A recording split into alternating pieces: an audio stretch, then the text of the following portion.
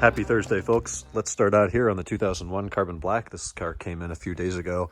Customer states replace fuel lines. Okay, exhaust comes off, drive shaft comes out, heat shields come off, fuel tank comes out. That happened this morning. Then we shifted gears into another project, which I'll get to in a few minutes.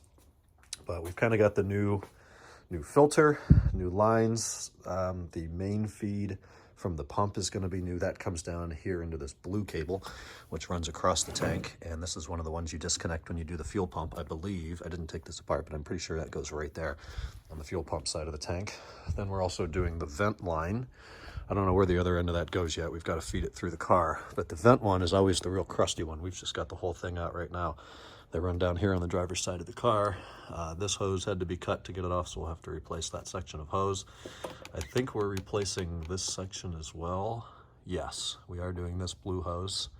Parking brake cables had to come out. We shoved them in there now just so they're not hanging down here on this paint. Pretty big project. First one of these that we've done. I haven't had to take the fuel tank out of an E39 before. I had mine done at LMS in Ohio and kind of did all the same things and just refreshed everything, inclusive of the pump inside the tank and the level senders and all that. So it's a nice work in progress. He's picking up next Wednesday. We've got plenty of time. We're letting the oil drain overnight. We already drained it out of the tank here, or out of the pan, but so it doesn't drip overnight. We put that back together and we'll extract more tomorrow. Like I said, we shifted gears earlier today over to Project Sterling, which is unending, so it seems. Work scope has increased dramatically. We started with just doing valve covers. Well, we started with just doing valve cover gaskets, and I hadn't even planned on doing that yet. That turned into doing valve covers, and that turns into timing chains and guides. Look at this. Isn't that going to be fun? So with the valve covers off, I poked around at everything, and everything was nice and tight, and I thought, oh, good. They're still good. We'll get some more miles out of this. I figure we'll take it up to 150, 160 if I still have the car at that point. Then it'll be time to do the valve covers again, or tear it apart, do the timing chains and guides. Then the next day, I guess things settled out. Come in here, and Mike notices a bunch of play. Right here on bank 1, you can just see the chain through there, and that's part of the U guide. There's 3 guides. There's a U that goes like this, and then this side has a tensioner guide that uses that tensioner that goes in bank 1 to keep the chain nice and taut. And then bank 2, I call it an idler guide. And that's just a guide for the chain to kind of hang out and slide against. That one doesn't generally fail because it's just all plastic. It's a bit thicker. The U guide has these real small pieces. And if we get up here close, I'm gonna get quiet as I get further away. This piece of guide is supposed to have a little tab that holds the guide onto the metal part, the plastic piece onto the metal part of the guide. And that tab is gone.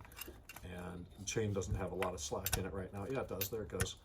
That's not supposed to come off. That's supposed to be nice and taut. And over on bank 1, it's the same deal. The plastic piece is gone. The plastic tab is gone. So the plastic part is just loose. And while we're doing this once, we are going to do it right. We're going to be doing the front crank seal. We're going to be doing new Vanos solenoids, because why not? We're going to be doing the Vanos camshaft sprockets so that the O-rings, the seals, are actually integrated in there. And yes, you can replace them. I looked up the DIY from Bison Systems. It is a 237-page PDF. I'm not making that up. It's 237 pages when viewed in Reader in Safari. So could I do it? Yeah, I don't really have the time or the patience or maybe some of the tools to open up those Vanos units, those cam sprockets. So called my buddy Chris over at Dr. Vanos, and he's gonna hook me up with 2 rebuilt units that will just drop in here. And then I'll send these out as cores. So we'll have a rebuilt Vanos, solenoids, timing chains, guides, all the tensioners, anything rubber, anything plastic, any crush washers, you know how it goes. I say now, at least, that I'm skipping the evap purge valve simply because that's a really easy part to get to later on. There's no codes, there's no indication that that's a problem. It's a $200 valve. I can't get anything from Bosch or anything like that right now, so it's got to be genuine. If and when that goes in the future, we'll take care of that. In the lower oil pan, we're going to do the oil level sensor, obviously the O-ring there, obviously the lower oil pan gasket. Front upper covers are off. We would have gotten the lower cover off today if we didn't need a 48-foot breaker bar to break this 27 mil free. And the torque spec for that is 100 Newton meters, which is 81 pounds, no big deal. Plus 60 degrees, plus 60 degrees, plus 90 degrees. That is a lot of torque. And looking online, This guy had a breaker bar. He was doing it from the top. It went out way past his hood. This thing had to be 6 feet, and he was hanging on the end of it and putting a decent amount of force into it before it finally broke free. So I've ordered that bolt. It is a torque to yield bolt. Obviously, with those angle torques, we'll need to be replacing that. That's coming in. I also broke a little hose clamp that holds one of the coolant hoses onto a bracket from the front timing cover. That's a $3 piece. That'll be in tomorrow. And the tools. So the M62 is a baby S62, but it's not. It's totally different. The S62 is really completely worked over. So the S62 timing kit I have will not work. So got the one from German Auto Solutions. That seems to be the best one. We're following their write-up and DIY for this project. And so far, so good. We haven't locked the crankshaft yet, but it is at TDC. There's a mark in the lower timing cover right here that corresponds when the hub is on here, and it's keyed right there with that key, and that lines up. So we're pretty close. And then the locking tool on the S62 is in the front, the harmonic balancer. On the M62, it's actually in the rear, and it's going to go through the flywheel, which is of course keyed to the crank with that pin thing. So that tool will come in. It says Saturday, but no one's here Saturday, so it'll probably show up Monday. Then we'll be able to lock the cams from the top, and they've got these square bosses on the back of them that are lined up right now. We've got both cams with the A and the E pointing straight up. The bosses are lined up with the head plus a few degrees on the exhaust cams, and that's normal per the write-up. So we'll get the locking tools on there. Pretty high degree of confidence in this, even though we haven't done one. It's something Mike and I have wanted to do after doing the S62. We want to learn this engine and be able to offer this service as well. The last few we've had the sublet. Not only is that a pain in the ass, it represents a lost opportunity for us. So we're going to learn on this thing. And if it blows up, well, the M62 isn't that expensive, but it's not. We're going to do it right. So obviously the water-cooled alternator lives in there. That's nice and clean, minus some coolant down there, which I'll wipe up later. I am doing the water pump. That had been replaced a couple years ago with a steel impeller or a metal impeller one, but while it's off, I really don't like taking parts off and then putting them back on unless they're really new. And one example of that I am reusing will be the timing chain tensioner over here, just because it has about 300 miles on it. So we'll replace the crush washer on that, and that's about it. Still have to clean up the mating surface there. But with the front timing covers off, I spent some time cleaning them up, and we're so pleased with the internals of this engine, minus the busted timing guide, but everything else is just spotlessly clean. Now, I've cleaned up the outside. It had a leak from these Vanos solenoid seals before, which we had already repaired, but the outsides weren't too bad. A little bit of high octane degreaser and a brush cleaned them up. This is just some staining in the material.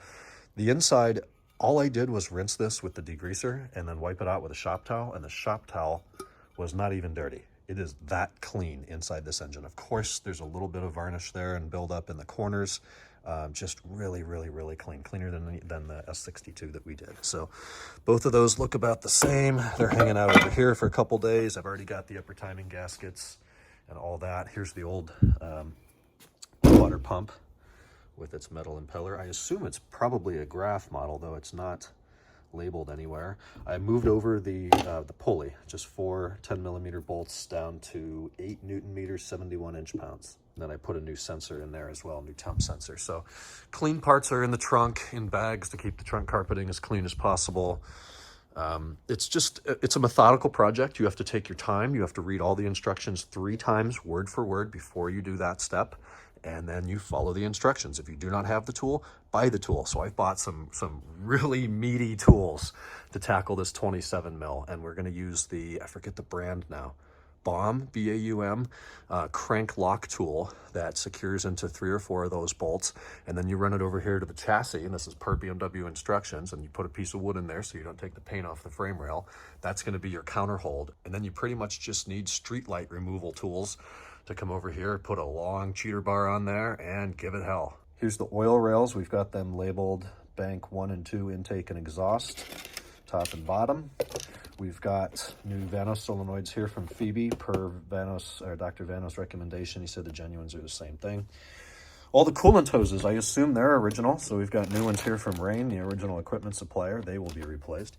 These flanges were just replaced, but they're $4.02 a piece, so we'll be doing those again, no big deal. Level sensors in this box. There's the water pump. According to several sources, this is the genuine, this Sil brand water pump.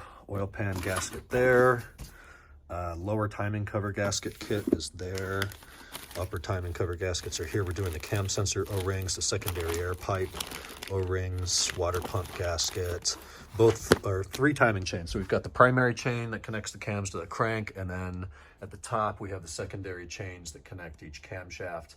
And then there's tensioners in the middle of the camshafts. That is right there. So they will both be replaced. And then I had just done all the belts and pulleys, so I took them off, gave them a quick little wipe down, put them in a box. They're nice and safe and clean inside the trunk. This is the only piece I didn't have time to clean today, so we'll get to that tomorrow. And then on bank 2, there's some sort of oil separator back behind the timing chain, and it's a no-brainer to do it now while it's all apart. And that was like $31.55, I think. So easy, cheap part to do while we're in here. All the parts for the job are probably going to total in the $1,200 to $1,500 mark. Maybe a touch more since I'm doing all the Vanos stuff too. But it's more so a time commitment and a tooling commitment than it is a big parts commitment. You know, if you went to a dealer and bought all OEM stuff, that'd be crazy money. But BMW doesn't make this stuff. It's Cortico, it's L-Ring, it's Phoebe, and the timing chains are like IWIS or something. JWIS, whatever the hell that is. We're making things like these to keep track of exactly where the bolts go. They're pretty much all 10s or 13s for the timing covers, but some of them are significantly longer than others. Those will still need to be cleaned up. The expansion tank was replaced shortly before I acquired the car, so we are going to reuse that. The radiator I had just put in, I don't know where it went. It was there an hour ago. It's over here now. It's an M5 radiator, still nice and clean, so of course we'll be reusing that as well. And then the fan shroud, the old one, which I've already put away, was starting to kind of flake apart. It was gray, it was scratchy, so we got a new one of those. The bare one was cheap, so it'll be nice and black and give us a nice aesthetic when we're done. I think the last thing here today will be an update on Sepang. So we got the drive shaft in with the new CV joint in the back and rebalanced and all that. Went out for a test drive yesterday. My dad drove it before I got here, and he said it was really thumpy and worse than before. And I'm thinking, what the hell can this possibly be? How could fixing the drive shaft make it worse than before?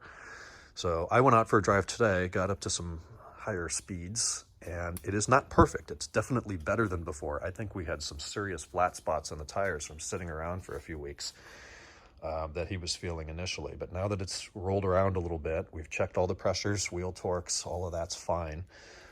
It's not perfect, but it is worlds better. I think the next step is recommending, one, a higher quality tire. These are Yokohamas in the back and hand-cooked Ventus V12s in the front. It's just not the right tire for this car. They're older. We did have them balanced, but they're just mismatching old, somewhat worn tires. So my recommendation to him will be replacing the tires with a proper tire. We know we need front control arms. That's an issue. That could be causing rumblings and vibrations, those front curved arms. And then we know the rear ones are pretty bad too. There's actually play in the rear left wheel.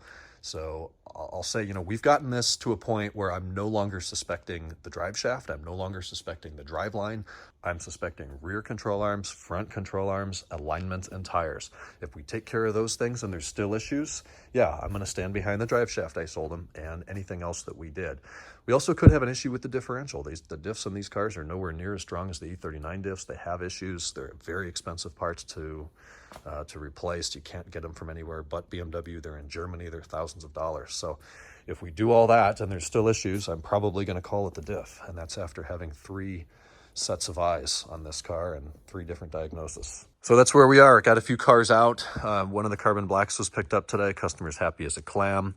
750 was picked up yesterday. So we're moving along a lot quicker than we have been in the past. We've got to get back to the 2000 carbon black, which is over there. It's just all carbon black these days, huh? But we'll get back to that, finish the Vanos O-rings, put the water pump in, intake plenum's got to go back on, belts and pulleys. There's just parts galore in here. And somehow we do know what everything is and where everything goes. Back to Project Sterling. This is the secondary air pipe, and I've got it soaking with some degreaser overnight. It's not too bad, actually. It's better than the M5s we see. But that should loosen up any of the debris in there, and then we'll flush it out and get that back on the car. That was really dirty, so that's been cleaned pretty thoroughly. And then there's O-rings on each side. Of course, we'll be replacing those. I'm never done. My head's all over the place. So last thing today, and then I'm getting the hell out of here. It's like 7:30, it feels later. I spent a little bit of time just kind of degreasing, de-dirting, not grease, just dirt, like the fuel tank, Parts of the chassis over here, I can see I didn't do a great job, but it's better than before. It just, everything on this car was dusty, covered in brown desert dust. And I got a lot of that off, and it just looks better. It doesn't need to be spotless. It's a rainy day car anyways, but I'd rather it be kind of dark under here than all brown. So we can see the chassis braces I talked about last week off an M5, just longer 13s here, real long 13 here in different pieces, and they bolt right in. And then we've got a nice blue Dynon sway bar with ECS steel brackets adjusted to the center position. That made a tremendous difference in handling, as I harped on last week. And one more little project here, because why not? I'm adding the Patrick Star piece of trim to this car here, and the only things you need to do that are the brackets. I was able to acquire a set of those nice and cheap. They're just going to go right here. So we'll take that 10mm washer slash nut off, put the bracket in. That's going to hold up the rear. Then on the front, on these little, they're called lateral engine screening. On the standard 5 Series, they used a regular body nut here and then another 8mm screw to just hold the front fender liner to that.